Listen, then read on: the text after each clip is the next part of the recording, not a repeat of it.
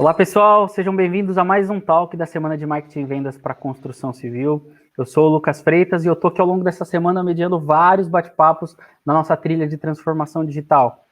Antes de apresentar o Bruno, que é um cara que eu admiro pra caramba no nosso segmento, eu quero convidar você que está aí assistindo que para registrar esse momento, né, fazer uma foto assistindo ao talk, compartilhar nas redes sociais, marcando o Client Hub e a Semana de Marketing e Vendas 2020 com a hashtag SMV20, tudo certo? Hoje nós vamos falar um pouquinho do mercado de construção com o Bruno, que eu já adiantei, né? Então, nós vamos falar sobre a digitalização e integração da cadeia da construção para gerar produtividade e economia.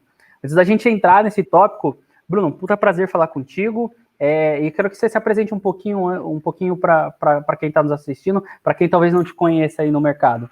Obrigado, Lucas. É uma honra estar aqui contigo. Enfim, a gente já te conhece há um tempo. Eu também admiro bastante o trabalho que você faz à frente da área comercial da MEG. Então, para a gente é uma honra também falar com o setor. Eu sou o fundador da Ambar. A gente começou a companhia em 2013 com uma visão que originalmente veio da indústria automobilística de industrializar construção civil. Eu tinha trabalhado antes, durante 12 anos, com uma empresa da minha família, com a Volkswagen. Então, fiz minha primeira grande ciclo de formação intelectual na indústria automobilística. Formatei minha forma de pensar, desenvolver e produzir produtos, tudo uma conexão entre design e a parte de assembly, né, que é a parte de montagem. E aí, quando eu olhei construção civil, eu vi que tinha uma janela de oportunidade muito grande de repensar a forma que as obras eram operadas e transformá-las cada vez mais em uma indústria e menos numa transformação feita em canteiro. Então, acho que foi esse a primeira grande visão que a gente teve na Ambar. E aí, mais há 2 anos e pouco, a gente começou uma jornada que a gente entendia que, assim, para a construção, a nossa visão é que construção deveria ser algo muito mais simples do que né? Tanto construir ou reformar deveria ser algo muito mais simples, deveria ter muito menos dor do que tem hoje, né? E a gente entende que as alavancas para fazer isso ser verdade, para essa transformação acontecer, industrialização da obra, então transformar a obra num elemento sequencial de montagem, e a outra é a integração dessa jornada de construção, que começa no projeto e vai até o controle final da execução, eventualmente até o pós-obra, que ela é cheia de fragmentos, né? Cada um fala uma língua nesse setor, e as passagens de bastão são muito complexas. Então, a gente entende desde da forma que o insumo é tratado, a forma que as atividades são controladas, tem muito buraco nessa jornada, e a gente entende que a gente conseguiria ajudar a dar mais fluidez e integrar essa jornada numa mesma língua, numa mesma forma de pensar e de executar. Então, a gente tem feito isso. Hoje a gente entrega, as nossas tecnologias hoje estão presentes em 1.200 canteiros de obra no Brasil, 3 nos Estados Unidos. A gente já participou da construção de mais de 300 mil unidades nesses 7 anos de história. Enfim, é por aí que a gente está indo. Enfim, a história é mais ou menos essa. E estou super animado para a nossa conversa. Legal. Vamos já aproveitar, você deu umas pinceladas, puta, é sempre legal aprofundar um pouquinho mais. A gente sabe que a nossa cadeia, então, o nosso processo, ele tem uma série de problemas, né? Quais são esses problemas? Você já enumerou alguns, e como que você até decidiu resolver, né? Por que você decidiu sair dessa indústria automobilística e resolver efetivamente problemas no nosso setor? Vamos dar uma aprofundada, acho que é bem legal a gente aprofundar nesse papo. Primeiro, teve uma motivação pessoal. Eu trabalhava na empresa que meu pai fundou, né, bem no comecinho. Eu tive lá e, enfim, cresci muito dentro da empresa da família lá e aprendi muita coisa. Mas eu tinha muito uma vontade de empreender, né? Eu não queria ser executivo, eu queria ser empreendedor. Então, eu acho que tinha no meu íntimo uma vontade muito forte de empreender, e eu tomei essa decisão em 2012. E aí, construção civil parecia que era o lugar que eu poderia construir uma companhia para fazer uma transformação. Então, acho que essa foi a motivação. Quando eu comecei, veio muito de um raciocínio muito linear de que eu olhava a linha de montagem da Volkswagen, as coisas chegavam meio prontas para serem montadas, os sistemas chegavam prontos para serem montados, e na construção civil chegavam os materiais que viravam produtos que eram transformados num canteiro por mão de obra especializada. Eu falei, cara, tem um caminho para a gente transformar isso aqui tudo em sistemista, né?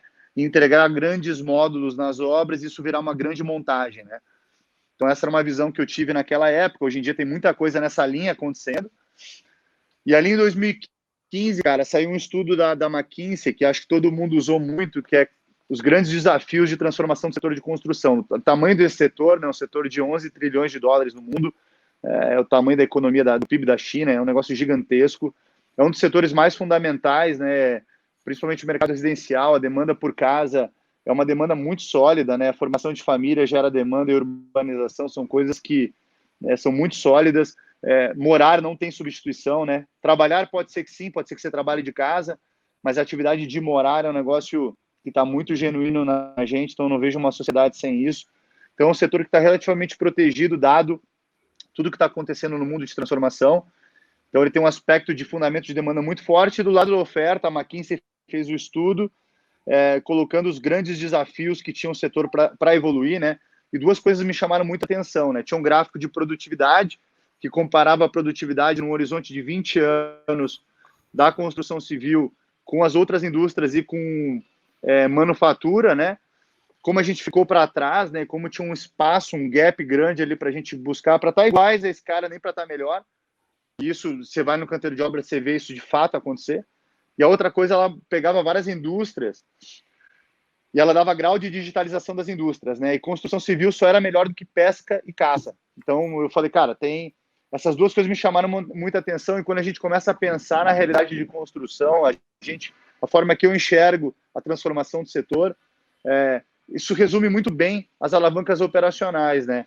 Então, se a gente quer que uma obra vira uma montagem e que a gente tem um fluxo continuado e íntegro, que começa no projeto com elementos, com bibliotecas, e que sai com as atividades, cada atividade é um material e um serviço. Material você usa para comprar e cuidar da curva de supply, serviço você usa para prescrever o subcontratado e ele se autocontrolar no canteiro. Então você tem um fluxo totalmente fluido, né? Aí você consegue imaginar um setor mais simples, né? Que você consiga simular uma reforma, gerenciar uma reforma, uma construção individual ou uma construção de larga escala, de uma forma muito mais simples, com bem menos gente gerenciando essa jornada e com um processo muito mais assertivo de tempo e custo e custando muito menos no final do dia, né? Então, essa é a forma e a minha visão, assim, eu tenho uma visão muito, muito concentrada nesses dois aspectos, de produtividade e digitalização, né? Mas não digitalização porque está na moda, porque eu efetivamente acho que o digital é a ferramenta que a gente vai usar para integrar uma jornada que não tem integração, né? Você trabalha com RP, você sabe, cada um faz o orçamento de um jeito, os insumos têm várias nomenclaturas diferentes, o cara faz por estimativa do projeto. Óbvio que o BIM está amadurecendo, mas ainda não sai automaticamente de lá e fala uma língua que passa por dentro do RP, que você depois consegue controlar a obra nessa mesma linguagem. Então é muita entrada e saída de dado manual. Então a gente acha que isso poderia nascer no projeto e vir caminhando integradamente. E isso poderia ser usado como backbone de várias outras coisas, né? Então você pode imaginar que isso é um sistema operacional para um arquiteto usar para gerenciar uma reforma, uma construção, que é um sistema operacional para uma construtora operar. Então, tem várias aplicações dessa mesma visão, mas, enfim, essa é assim que eu enxergo os grandes principais desafios do setor, e a forma que a gente está enxergando de endereçá-los é essa. Pô, muito massa, Bruno, você ter falado desses impactos, e eu acho que você foi muito feliz de falar, principalmente da questão de produtividade, né? E o legal é que esse estudo mesmo fala que a perda de produtividade, ela não é um problema Brasil, né? A gente tem uma visão de perda de produtividade no mundo. E aí isso já leva assim ao gancho. Que impacto você enxerga nesse cenário, que esse cenário principalmente gera na economia mundial, né? A gente foge um pouco daquele problema de achar que os problemas todos são no Brasil, né? É um problema, acho que global. Como que você enxerga esses impactos nesse cenário? Eu acho até, Lucas, e a gente está com uma operação nos Estados Unidos, né? A gente esperava chegar lá e aprender bastante coisa, estamos aprendendo muita coisa, mas de fato, cara, esse problema da construção civil é um problema global, e o Brasil, na verdade, ele está na vanguarda de várias coisas, né?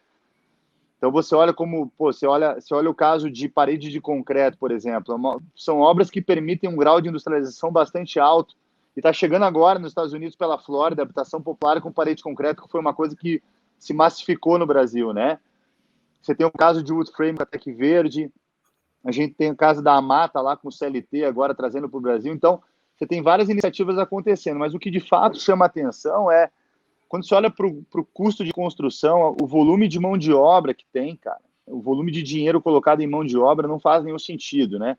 E se você visita a obra, você entende onde que vai esse dinheiro, porque você vê, não é só industrialização, e a gente desde o princípio pensou assim, cara, não é só pegar coisas que são feitas em canteiro e levar para o off-site, né? Tirar e botar numa fábrica e levar pronto para a obra. Você precisa organizar a obra como uma fábrica. Então, você não pode mais ter um almoxerifado. Você precisa ter uma central logística que empurra a obra, que você vai modularizando a obra, fundação, estrutura, fechamento, acabamento, e os insumos e os módulos e as peças são abastecidos por etapa, como se fosse uma linha de produção com as passagens da linha de produção, né? E se organiza os times assim também. Com isso, você evita aquela andação que tem dentro de uma obra, que, na verdade, cara, é um tempo que as pessoas estão gastando e estão sendo pagas para não produzir valor na prática. Então, você organiza o fluxo de valor da obra como uma indústria, né? E aí a gente olha o que está acontecendo no mundo, né, cara? E assim, no mundo inteiro é isso, como você bem disse, o estudo mostra isso. E eu acho que a solução é uma combinação de industrialização, sim, mas também de pensar em logística e como é que se organiza os subcontratados nessa nova realidade, os empreiteiros, os montadores, que antes eram... Então, você tem uma transformação também desse perfil, né? Você consegue dar acesso a vários outros tipos de pessoa para trabalhar em construção civil com uma condição muito mais salubre de montar e não transformar. Então, eu vejo essa transformação... Cara, eu lembro quando a gente começou, numa casa popular no Brasil, tinha 22 mil reais de mão de obra. Em 45 metros quadrados de construção, tinham 22 mil reais de mão de obra. Para fazer um caminhão da Volkswagen, tem 4 mil itens, tinha 2 mil. Eu falava, cara, não é possível, é muito mais difícil montar um caminhão do que fazer uma casa dessa. Só que, pô, você vai na linha de montagem da Volkswagen, as pessoas estão, todos os movimentos são muito pensados. Então, a posição que a pessoa trabalha, onde é que ela pega a matéria-prima, onde é que ela monta, que ferramenta que ela usa para montar, quanto que ela se desloca, tudo isso foi pensado, né? E quando você vai para a obra, isso não acontece, né? É porque é tão simples que as pessoas acham que essas coisas não precisam ser pensadas. Mas no final do dia, dos 22 mil reais, você pode ter certeza que tem uns 8, 9 mil reais ali, que é tempo que as pessoas estão andando pelo canteiro de obra. Então, se a gente consegue organizar esse fluxo de valor, que é uma combinação de industrialização, de logística e de sequência de montagem, né, você consegue efetivamente ter um custo total de construção bem menor, com uma industrialização sendo presente na tua obra, enfim. E não é uma... E assim, tem tanta demanda, cara, que não vai isso... Essas pessoas, não é que elas... É o que a gente fala até para os empreiteiros e para os subcontratados sempre, cara, você não pode achar que você vai ser, em vez de ter 30 pessoas na obra, você vai ter 10 para produzir a mesma coisa, você vai perder 20. Não, você vai fazer 3 obras daí, porque vai ficar muito mais simples de gerenciar isso. Então, eu acho que também tem esse raciocínio, mas é a forma que eu enxergo. E é legal porque a gente tem demanda, né? A gente está com um déficit habitacional que cresce em vez de diminuir, mesmo com essa expansão, então demanda a gente tem. Tem 2 pontos aqui super interessantes que aí você pode escolher a ordem que você quer abordar, tá? E, puta, eu tô querendo ouvir você falar um pouquinho sobre... Você falou sobre integrar a cadeia, né? Então, a gente ter essas etapas logísticas mais estruturadas, e você usou como exemplo a própria indústria automobilística, né? Você enxerga que é possível a construção também se tornar uma indústria nos moldes, que principalmente esse seu background de indústria automobilística? Eu acho que do ponto de vista de fluxo de valor totalmente, do ponto de vista de desenvolvimento do mercado é um pouco diferente, né? Porque na indústria automobilística, o developer, ou incorporador, é a Volkswagen, né? E você não tem milhares de incorporadores no mundo, ou milhões, né? A ponta é muito pulverizada na construção civil, né? Então, o fluxo da ponta, desenvolvimento do produto é muito pulverizado, né? Diferente da indústria automobilística, que você tem talvez 10 grandes players que desenvolvem grandes volumes e organizam todo o fluxo de valor com grandes fornecedores, né? Então, você tem muito mais massa de volume para poder desenvolver a cadeia. Então, dado essa diferença, eu acho que todo o resto sim, né? Então, e a gente vê muita coisa acontecendo que já aconteceu na indústria automobilística, está acontecendo na construção civil com uns 30 anos de deslocamento, 25 anos a 30 anos. Então, por exemplo, se a gente parar para pensar na linha de produção, que foi Ford que organizou, criando um modelo padronizado, linha de produção, né? Então, isso aconteceu e está acontecendo na construção civil. Se a gente pensar no movimento de software, né? O que é o BIM? O BIM também aconteceu na indústria automobilística, né? No início, os desenhos eram feitos em 2D, em papel, os orçamentos, os build of materials dos carros eram feitos manualmente, né?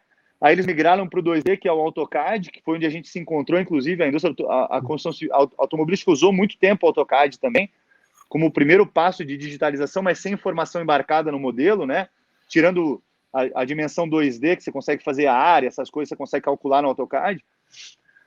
E a gente na indústria, na construção civil, está no AutoCAD na grande maioria até hoje, né? A automobilística, ela migrou para o CATIA, que é o nosso Revit, vamos dizer assim. Então, que foi quando a gente começou a fazer modelos 3D e embarcar no modelo as informações de material e de mão de obra, né? Então, isso está acontecendo agora. Isso aconteceu na década de 90 na indústria automobilística, está acontecendo em 2020, né? Entre 2015 e 2025, essa migração está acontecendo na indústria da construção civil. Então, eu estou vendo essas coisas acontecerem, né? E quando a gente olha, eu acho que tem uma janela grande de oportunidade para repensar esse modelo do empreiteiro subcontratado, os contratos de empreita, né?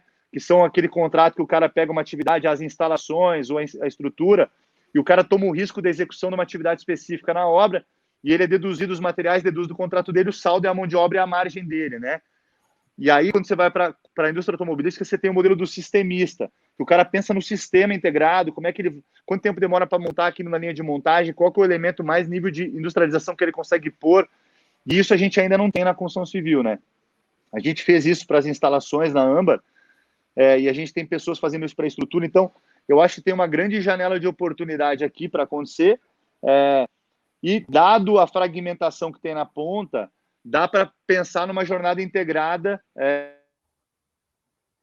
que você consegue transacionar material, serviço, tudo que você consome nessa cadeia de valor de forma muito pulverizada, diferente da indústria automobilística, você consegue pensar até num grau de digitalização superior, né? Porque na indústria automobilística você não compra as peças do seu carro, a mão de obra para contratar teu carro, você não contrata um projetista para o teu carro, né? Que é o que acontece na construção civil, né?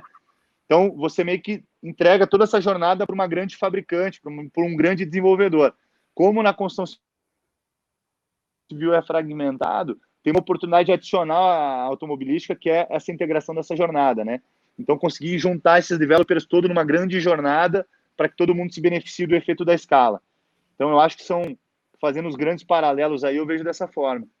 Legal. Você falou bastante sobre cadeia, e aí volta uma pergunta que é recorrente no nosso mercado e ainda não vi ninguém com uma resposta definitiva e acho difícil existir, né? Você acha que falta vontade da própria cadeia de se integrar, de todos esses players? Porque a gente está falando de um volume absurdo de fábricas, você comentou a própria ponta, a gente tem uma quantidade gigantesca de incorporadores de todos os tamanhos. Você acha que falta até um pouco de abertura da própria cadeia, pensar em integração como um todo? Eu acho que sim, Lucas. Eu acho que é meio natural, cara. Eu entendo, assim. Eu tenho total empatia pela galera que está na cadeia, porque no final do dia, cara, tá cada um defendendo a sua subsistência, né? Ninguém pode se dar o luxo a pensar muito no futuro, ainda mais em momentos como os atuais, né? Então, é uma autodefesa, eu acho. As pessoas têm uma autodefesa. Eu acho que companhias do tamanho da Mega, hoje, que está no grupo, está na Sênior, conseguem pensar um pouco mais a longo prazo, não. Acho que daí a cabeça um pouco... Mas quando você pensa no setor, na realidade do setor como um todo, eu acho que é uma autodefesa natural. E tem um outro aspecto que é o seguinte, cara, o setor ele está montado de uma forma que tudo que nós estamos discutindo aqui, ele vai criar algumas rupturas, né? Então você para pensar na cabeça do empreiteiro. O empreiteiro pensa que quanto mais pessoas ele conseguir colocar numa obra, mais ele vai faturar. E eventualmente um pouco mais de margem ele vai fazer. Ele não está alinhado à produtividade, ele não tem um incentivo hoje, ele não tem um incentivo para pensar numa forma de evoluir, montar um sistema e ter menos gente e tal. Você pensa nos arquitetos, cara, os arquitetos muitas vezes são remunerados pelo percentual do custo da obra. Então, pô, quanto mais custar essa obra, mais eu ganho. Então, você vê que o setor ele está montado de uma forma que é muito complexo ele por si só mudar. Os incentivos de todo mundo é o status quo. O incentivo do setor é para se manter onde está.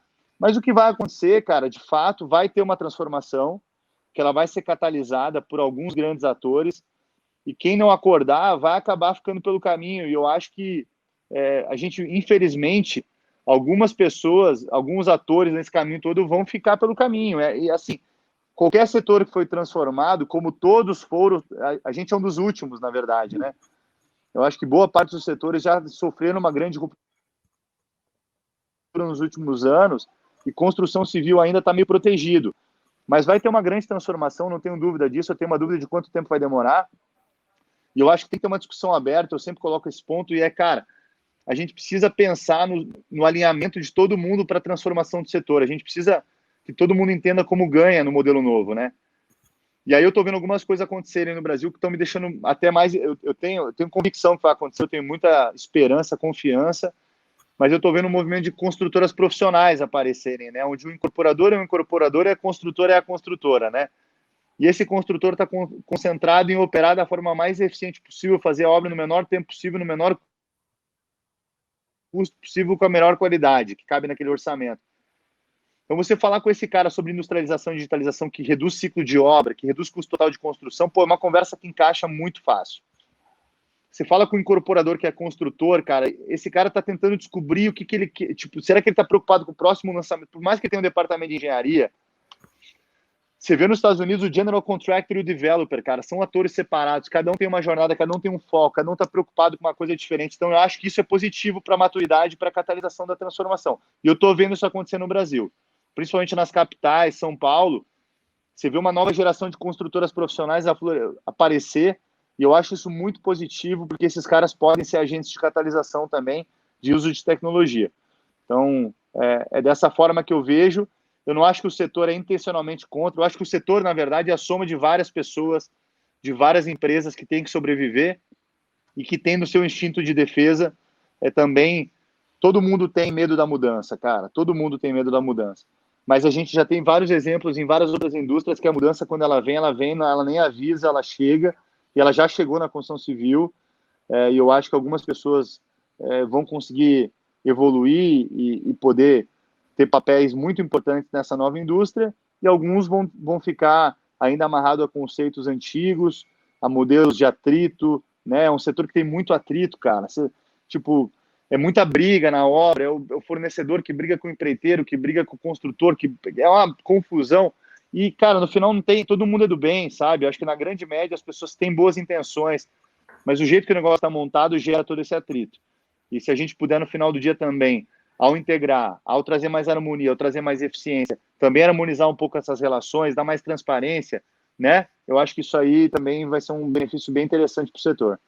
A gente tem um potencial de simplificar as coisas que são, às vezes, complexas demais, muito grande, né? Eu acho que ao longo do tempo isso vai chegar, não tem como mais fugir. Acho que esse último exemplo aí, você deu um exemplo da Tec Verde, junto com a Brasil ao Cubo, você parar para pensar, elas são meio que concorrentes e trabalhando em conjunto com outros mercados. Acho que a gente tem um potencial muito grande. Acho que isso gradativamente a gente vai ter um aumento de velocidade. Acho que eu estou total alinhado contigo.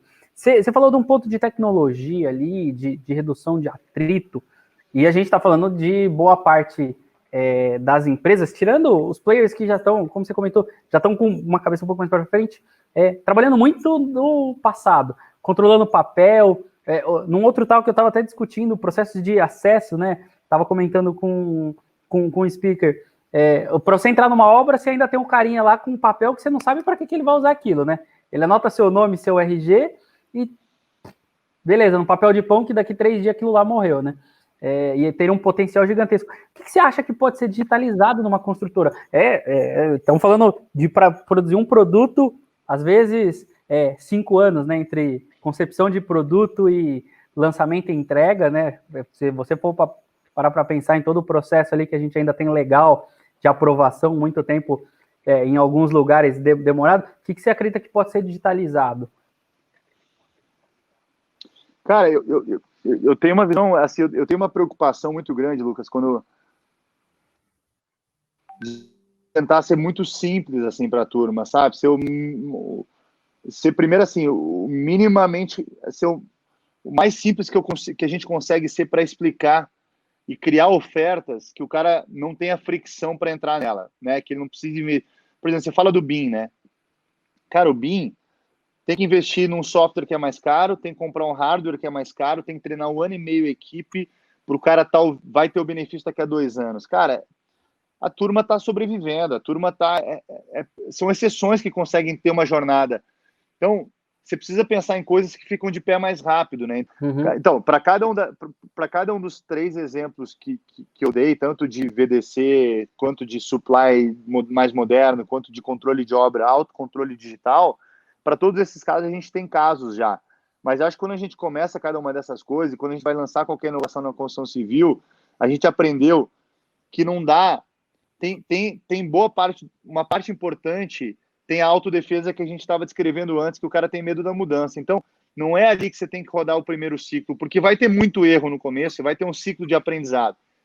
Então, você tem que identificar aqueles clientes que estão dispostos a evoluir, querem aprender com você, rodar o ciclo de validação, criar os casos de sucesso, pra você poder aí sim começar a ampliar a escala, né? Então, a gente tem um caso, por exemplo, em VDC, a gente tem um caso incrível com a Encamp, né? Reduções significativas de custo que ele evitou de erro de obra em etapa de projeto digital, e ao plugar isso, você tem vários outros benefícios. No caso de supply, cara, a gente sempre pensou que os benefícios de harmonização de curva de comprar digitalmente da plataforma e tal, seriam todos para clientes mais pequenos e médios e não para os muito grandes. Mas a gente tem um caso com a Engeform, por exemplo, que é uma construtora gigantesca, que está tendo benefícios inacreditáveis usando a digitalização do supply, né? Então, é muito legal. E, por exemplo, na digitalização de obra e autocontrole, a gente tem desde uma por casa, que é uma construtora super moderna e avançada, até um caso muito legal de uso com a Cirela. Então, ao começar a ter casos de uso legais como esse, você começa a mostrar para o setor. Quando a gente começou com industrialização de obra, cara, a gente tinha que mostrar para a galera que fazia sentido e tinha que provar o depara dele. Falar assim, cara, você gasta isso hoje, ao migrar para a industrialização, você vai gastar isso aqui, você vai reduzir tanto por unidade. Eu tomo risco com você. Hoje, já a gente é demandado pelo assunto, ninguém mais questiona o assunto, já é meio que um modus operandi, está todo mundo migrando para esse modelo, né? Então, eu estou vendo, a mesma coisa vai acontecer com digitalização, né? A jornada de industrialização, ela começou antes da jornada de digitalização. Acho que a digitalização está sendo catalisada agora. E através de casos de uso de early adopter, de provando que aquilo fica de pé, que você consegue começar a escalar o uso da solução. E acho que é muito legal você, inclusive, dar casos que às vezes começa com as empresas menores, só que ao longo do tempo as grandes empresas vêm e isso movimenta o mercado inteiro, né? Acho que todo mundo ganha, aí a indústria como um todo ganha. Vai fazer aí mais de meia hora que a gente está batendo um papo, a gente vai ter que, infelizmente, entrar na fase final aí. Aí, Bruno, vamos para a gente conseguir entregar, até eu gosto muito de entregar insights bacanas para quem está nos assistindo. Se você tivesse que dar dicas para as empresas darem o primeiro passo, né, para chegarem lá na digitalização, nos processos mais industrializados, qual que seria as principais dicas que você daria, ou quais seriam os principais insights que você poderia dar para quem quer começar e não sabe nem por onde, às vezes? Não, eu acho que hoje, né, Lucas, tem várias iniciativas de tecnologia para o nosso setor já que não existiam quando a gente começou. Eu acho que tem muita oferta bacana no mercado. Eu acho que como do ponto de vista comportamental, tem que ter muita abertura e muita transparência, né? E tem que ter tolerância ao erro. Então, você, enquanto construtora, incorporadora, ou eventualmente um projetista, você precisa embarcar na jornada de transformação, né? E você precisa entender que é uma jornada que vai ter muito erro, vai ter muito aprendizado. Então, e tem que ter transparência, não pode tentar brincar, não pode tentar jogar com o negócio, tem que ter transparência, tem que jogar aberto, falar, cara, abrir custo, abrir o desafio, ser transparente, né? E sempre rodar MVP, cara. Sempre, acho que isso é um negócio que a gente aprendeu, né? Então, cara, elege um desafio, fala, cara, vamos pilotar um negócio aqui. Pilota rápido, aprende, valida, puta, foi legal, amplia um pouco esse MVP, vê o que aprendeu, e aí começa a ir ganhando tração partindo de uma experiência real, né?